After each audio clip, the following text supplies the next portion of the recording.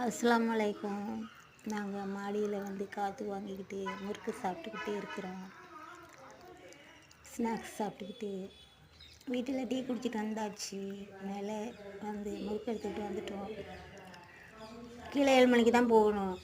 மாரியோடு போகணும். மாரிக்கு பாருங்க சொல்லுவாஹா, அப்போ போகணும். அது வரைக்கும் மேலே இருந்துட்டு வேறு எங்கே போகிறது? நம்ம வீட்டில் நம்ம மேலே போகிறது தான். வேறு எங்கேயும் போகிறது கிடையாது. சரியான வெயில் அடிக்குது, தாங்க முடியல வெயில். அல்ஹம்துலில்லாஹ். அஸ்ஸலாமு அலைக்கும்.